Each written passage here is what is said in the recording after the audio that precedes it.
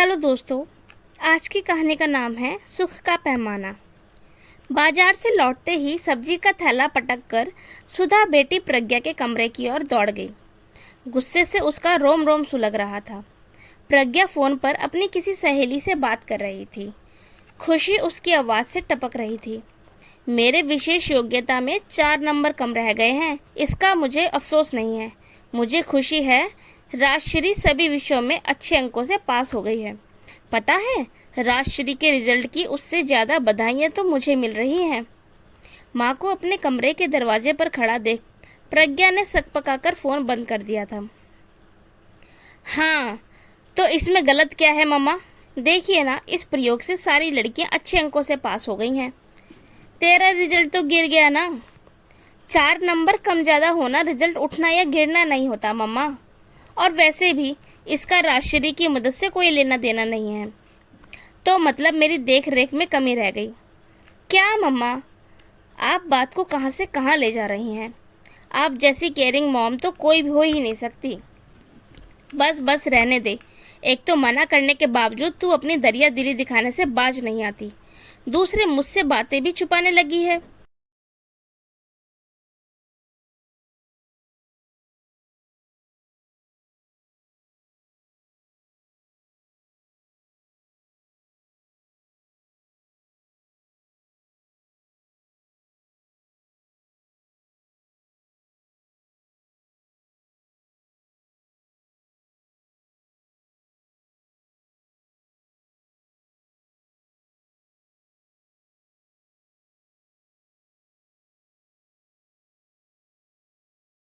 हमेशा की तरह सुधा का गुस्सा पिघलकर बेबसी में तब्दील होने लगा था और प्रज्ञा हमेशा की तरह अब भी संयम बनाए हुए थी।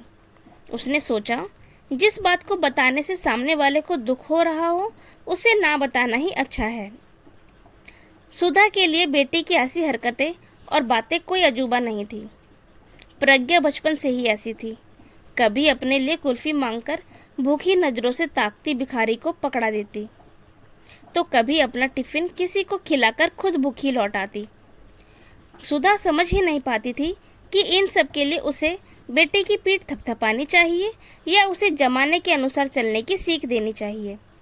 अक्सर वह अकेले में पति के सामने अपना दुखड़ा लेकर बैठ जाती। मुझे तो लगता है हमारे यहाँ कोई सती साध्वी अवतरित हुई है, जिसे अपने अलावा सारे जमाने की चिंता है। हर इंसान का सुख का अपना पैमाना होता है सुधा। दुनिया के सारे लोग पैसा या नाम कमाकर ही सुखी हों, यह जरूरी तो नहीं। हमारी बेटी दूसरों को सुखी देखकर सुखी होती है। आज के मतलब परस्त समाज में यह अव्यवहारिक जरूर लगता है। मुझे उसकी बहुत चिंता रहती है। उसे तो कोई भी आसानी से उल्लू बनाकर अपना उल्लू सीधा कर सकता है। पति के असामयिक निधन के बाद तो सुधा बेटी को लेकर और भी फिक्रमंद हो गई। कॉलेज के अंतिम वर्ष में पहुंच चुकी प्रज्ञा की शादी की चिंता उसे बेचैन करने लगी। दूसरों पर सब कुछ लुटा देने वाली इस लड़की के लिए तो कोई दौलतमंद अच्छे घर का लड़का ही ठीक रहेगा। ऐसे में बड़ी ननद प्रज्ञा के लिए एक अति संपन्न घराने का रिश्ता लेकर आई, तो सुधा की मानो मन की मुराद पूरी हो गई। अपनी प्रज्ञा के लिए दिया लेकर निकलोगी तो भी इससे अच्छा घरवर नहीं मिलेगा। खानदानी रईस है। लड़के के पिता तुम्हारे नंदोई को बहुत मानते हैं। यदि ये आगे बढ़कर कहेंगे तो वो लोग कभी मना नहीं कर पाएंगे। वैसे हमारी प्रज्ञा सुंदर तो है ही, और अब तो पढ़ाई भी पूरी हो गई है। भैया नहीं रहे तो क्या हुआ, प्रज्ञा हम सबकी जिम्मेदारी है। तभी तो जानकारी मिलते ही मैं सबसे पहले तुम्हें बताने चली आई हूँ। सुधा ननंद का उपकार मानते थक नहीं रही थी। दीदी, मैं एक बार प्रज्ञा से बात कर आपको जल्दी से जल्दी सूचित करती हूँ। ननद को रवाना करने के बाद सुधा ने बेचैनी में बरामदे के 20 चक्कर लगा डाले थे, पर प्रज्ञा का कहीं अता पता नहीं। फोन भी नहीं लग रहा था। स्कूटी रुकने की आवाज़ आई तो सुधा के जान में जान आई। कहाँ रह गई थी तू? घंटों से बाहर चहलकदमी कर रही हूँ। मैंने आपको बताया तो था, कॉलेज के बाद मेघना के साथ कुछ काम से जाऊंगी। प्रज्ञा अंदर आकर कपड़े बदलने लगी, लेकिन सुधा को चैन कहाँ था। वह पीछे पीछे आ पहुंची। हाँ, पर इतनी देर लग जाएगी, यह कहाँ बताया था? खैर, वह सब छोड़। तेरी बुआ आई थी, तेरे लिए बहुत अच्छा रिश्ता लेकर आई हैं। प्रज्ञा के कपड़े बदलते हाथ थम से गए। सुधा खुशी से लड़के, परिवार और उसके बिजनेस के बारे में बताए जा रही थी। मम्मा, खाना खाएं, बहुत भूख लगी है। प्रज्ञा ने टोका तो सुधा चुप हो गई। खाने के दौरान भी सुधा रिश्ते की ही बात कर रही थी, लेकिन प्रज्ञा ने कोई उत्साह नहीं दिखाया। खाना खाकर वह थकावट का बहाना बनाकर जल्दी सोने चली गई।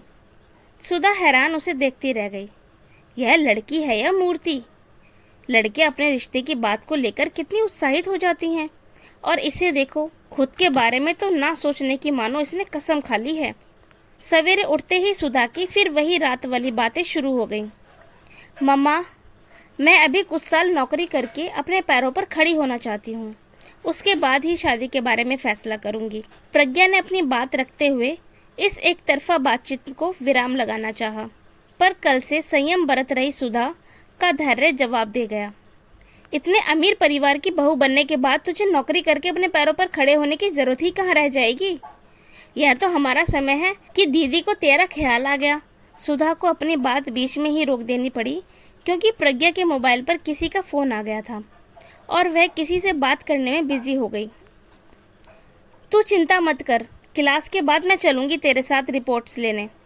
ज़रूरत हुई तो दूसरे डॉक्टर को दिखा देंगे। तब तक जो दवाएं चल रही हैं आंटी को देती रहना, सब ठीक हो जाएगा। मोबाइल पर बात को ख़त्म करके प्रज्ञा ने सुधा से कहा, मम्मा, मुझे बहुत जल्दी निकलना होगा।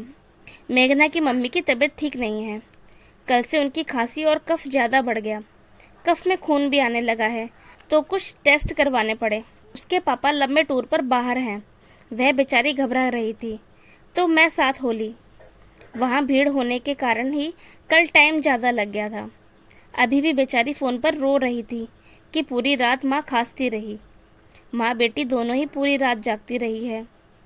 तैयार होते होते प्रज्ञा ने अपनी बात पूरी की और माँ को बोलने का मौका दिए बिना स्कूटी लेकर निकल गई। बेटी के लिए फिक्रमंद सुधा पति की तस्वीर के आगे जाकर खड़ी हो गई। उसकी आंखों से आंसू बह रहे थे।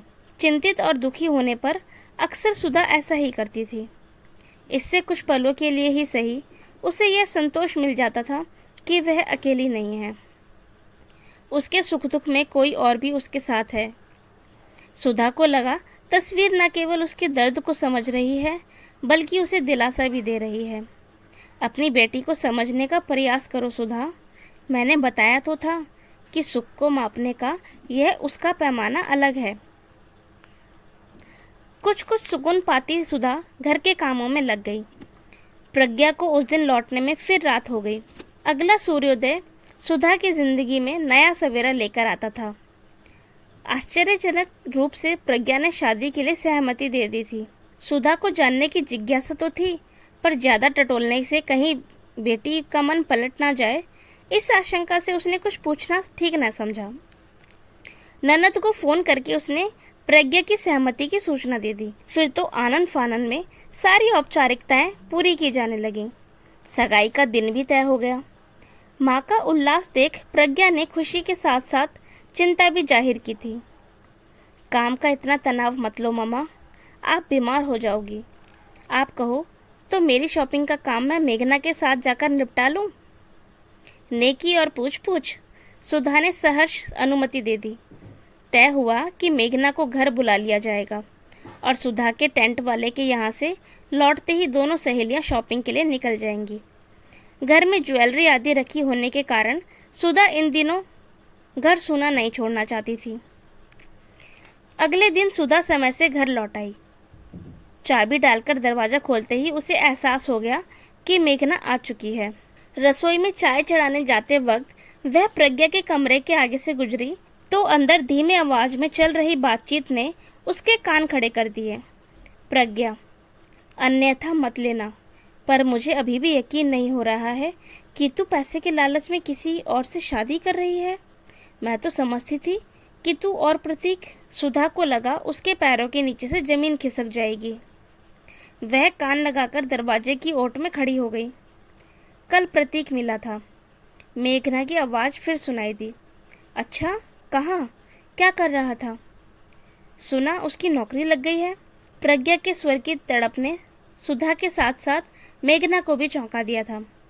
उसके बारे में जानने की इतनी तड़प क्यों? अभी तो तू कह रही थी तुम दोनों के बीच ऐसा कुछ नहीं है। मुझसे सच मत छिपा प्रज्ञा। जो कुछ मैं तेरी आंखों में देख रही हूँ वही मुझे प्रतीक की आंखों में भी दिखा था। मैंने उसे तेरी सगाई की बात बताई तो उसे यकीन ही नहीं हुआ। कहने लगा कि मैं मजाक कर रही हूँ। फिर थोड़ी देर बाद मैंने उसे ढूंढा तो वह फंक्शन में जा चुका था। मेरा शक अब यकीन में बदलता जा रहा है। उससे 2 दिन पहले तक तो तू बराबर माँ के टेस्ट वगैरह करवाने में मेरे साथ थी। तूने कभी कोई जिक्र ही नहीं किया, या शायद मैं ही इतनी बौखलाई हुई थी कि तुम्हारी मन की स्थिति से अनजान बनी रही। आंटी अब कैसी हैं? इतनी देर बाद प्रज्ञा का स्वर सुनाई दिया था। सुधा को लगा वह शायद बात का रुख पलटने का प्रयास कर रही थी। माँ की तबीयत में काफ़ी सुधार है। मुझे सुकून है कि मैं समय रहते उनका अच्छे से अच्छा इलाज करवा सकी। तुम्हारे साथ रहने से मुझे मानसिक संबल मिला, वरना उनकी बिगड़ी हालत देखकर एक बारगी तो मैं उम्मीद ही छोड़ बैठी थी। उन दिनों मुझे ना कपड़ों का होश था, ना खाने का, ना सोने का। बस एक ही बात 24 घंटे सिर पर सवार रहती थी, किसी तरह माँ जी जाए। भावुक मेघना का गला भर आया तो प्रज्ञा ने उसके हाथ थाम लिए। तुम्हारी ऐसी मातृ भक्ति ने तो मुझे इस सगाई के लिए प्रेरित किया है। तुम्हें माँ के लिए रोते, कलपते, भागते दौड़ते देखकर मुझे एहसास हुआ कि सहज सुलभ उपलब्ध वस्तु की हम अहमियत ही नहीं समझते। उसे खो देने का एहसास ही क्यों हमें उसकी अहमियत का एहसास कराता है। हम समय रहते उसकी परवाह क्यों नहीं करते। बस मैंने तय कर लिया कि मैं माँ की खुशी के लिए सब कुछ करूँगी। हाँ मेघना, मैं ये शादी मम्मा की खुशी के लिए कर रही हूँ, यह जानते हुए भी कि मैं समीर के साथ कभी खुश नहीं रह पाऊँगी। उससे 2 मुलाकातों में ही मुझे समझ आ गया है कि पैसे के पीछे भागने वाले इस इंसान की नज़र में मैं ज़िंदगी भर एक उपभोग की वस्तु मात्र बनकर रह जाऊंगी। जबकि प्रतीक पर मुझे खुद से भी ज़्यादा यकीन है। वह सेल्फ मेड इंसान मेरी मजबूरी समझकर मुझे माफ़ ज़रूर कर देगा। मुझे अब ज़िंदगी भर यह संतोष रहेगा कि मैं माँ की खुशी का सबब बनी। उस माँ की जो आज तक मेरे लिए ही सोचती रही। और मैं कितनी नादान थी कि सारी दुनिया की परवाह करती रही और अपनी परवाह करने वाले की और लापरवाह बनी रही। सुधा में इससे आगे कहने का साहस नहीं था।